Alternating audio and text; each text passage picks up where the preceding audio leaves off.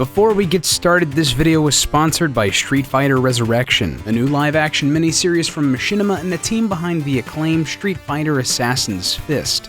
It's available right now on the free mobile app Go90, so if you like Street Fighter, please go check out this new series by clicking the link in the description below.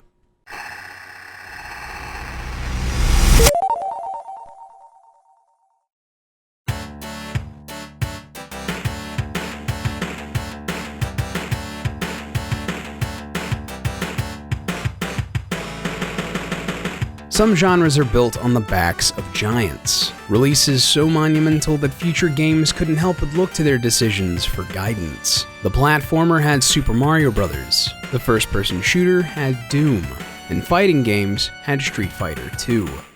However, believe it or not, Street Fighter II did not walk an easy path towards release, and what would become one of its most defining features wasn't even intended to be in the game in the first place.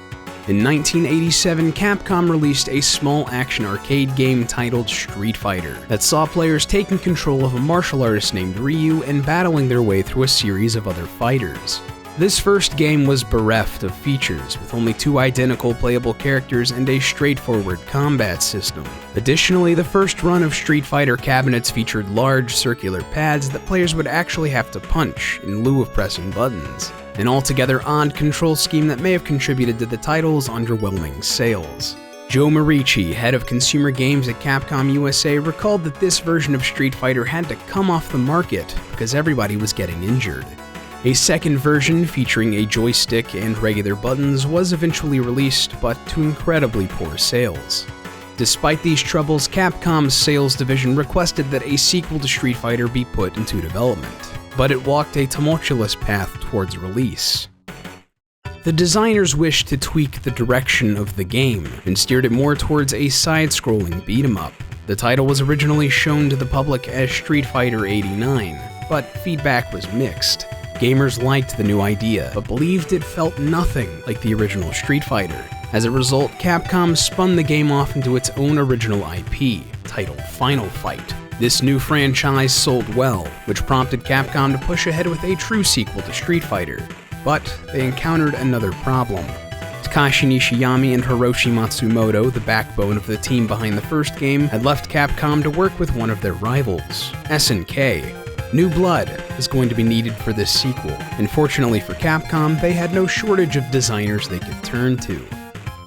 In 1988, the developer released a side-scrolling shoot-'em-up titled Forgotten Worlds, created by a small team consisting of artist Akira Yasuda, producer Yoshiki Okamoto, and designers Akira Nishitani and Noritaka Funamizu. Forgotten Worlds had been a moderate success, so Capcom decided to put these developers in charge of their Street Fighter sequel. Ironically, this new group of designers had very little experience with the first Street Fighter. In particular, Nishitani had only played it once or twice. Remembering, why didn't I play Street Fighter? Because it wasn't a very good game. There was a drive amongst the 4 of them to take the base that had been built with Street Fighter 1 and turn it into something truly exceptional. Okamoto explained the basic idea was to revive Street Fighter, a good game concept, to make it into a better playing arcade game. Nishitani put it more bluntly, stating that he wanted to make a game so good it will make the original Street Fighter look like a knockoff. A team of between 35 and 40 people was assembled to work on Street Fighter II, with more than half of them being artists splitting duties on character designs, faces, sprite work, and backgrounds, all working under the supervision of Yasuda. This title departed quite a bit from its predecessor, most obviously with its playable roster. Instead of just 2 mechanically identical characters, the release of Street Fighter II featured 8 playable brawlers. Ryu and Ken both returned from the original Street Fighter, while new faces included the sumo wrestler E Honda, the electrifying mutant Blanca, Guile, a special forces operative, Interpol officer Chun-Li, pro wrestler Zangief, and Yoga Master Dalsim. In addition, Street Fighter II had 4 bosses: the boxer Balrog, a Spanish ninja named Vega, kickboxer Sagat, and criminal mastermind M. Bison. Each of these characters became playable in later re-releases of Street Fighter II. The design team worked from the inception of each of these new characters to make them unique, and they wanted their personality to shine through in their every facet. They wanted how each character walked, jumped, and even took damage to reflect on them as people. Care was taken when conceiving of their special attacks and techniques, with the team taking their time to make each of them uniquely bold and interesting. All of the hard work paid off. Nishitani remembered, "We animated their footwork first and put that up on the cabinet screen for everyone to see. It was the first time seeing the entire team crowded around a monitor. This is the moment when most character designers are moved to tears." Capcom focused heavily on making the game look and feel fun, prioritizing appealing animation and game feel over balance. So much so that stats like defense values ended up having very little effect in the title's damage calculations. The quality of the character animation heavily benefited from the use of CPS hardware, which allowed for different characters to take up different amounts of memory. For example, Ryu's set took up just 8 megabytes of the memory, while Zangief's occupied 12. Street Fighter II used an unheard of 48 megabyte memory capacity, with the intention of clearly setting its visuals apart from previous games. Despite this, the designers used the entirety of the 48 megabytes, and even had to cut out a great deal of character intro animations to save space. Street Fighter II encountered numerous problems during its development, including poorly tuned difficulty settings, complicated controls, and a storm of bugs and glitches. The screen would often freeze, characters would suddenly move from one area to another, and computer-controlled opponents would often stop moving for no reason. Most of the problems in development were solved through rigorous playtesting. The team would often drag Capcom staff who hadn't yet played the game and force them to test it, just to continually get blind impressions on the title.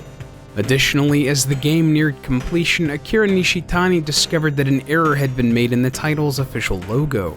Warrior had been misspelled with an E. He remembered, "Since the logo had already been created, I couldn't just go in and change the letter at this point. Maybe I can just force it to look like an O," I thought. I tried layering various sprites over it until it finally looked like an O. Phew. While all of these issues were eventually ironed out, another bug in the game ended up becoming one of its most iconic features: the combo system.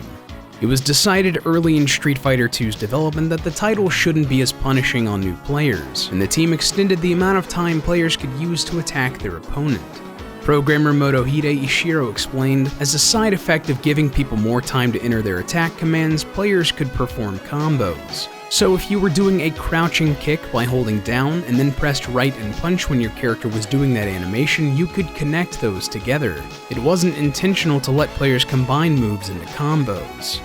Ironically, many of the developers believed that this system was something impossible to make useful inside a game, but left it in as a quote-unquote hidden feature. Designer Noritaka Funamizu pointed out that the most interesting thing is that this became the basis for future titles. Similar combo systems have ended up becoming an essential feature in almost all fighting games released since. The vast majority of the title's music was composed by Yoko Shimomura, who had previously worked on Final Fight but ironically had reservations about composing music for a fighting game. She later described her work on the title, stating, "When a project came around, Capcom usually looked for people in the sound department who were free at the moment, and I was free." Her style differed from other Capcom composers at the time, who used heavier sounds and tones. In comparison, Shimomura's music was much lighter and upbeat, a decision questioned by some in the company. Akira Nishitani, however, supported her direction, calling it fun and encouraged her to stay the course. Interestingly, Shimomura did not compose her music for specific characters or stages, and instead allowed the programmers to choose which theme went where. Street Fighter II's music would later be considered some of the most iconic in the fighting game community. Guile's theme in particular garnered a following on the internet, after users deduced that the track could be successfully paired with virtually anything and everything.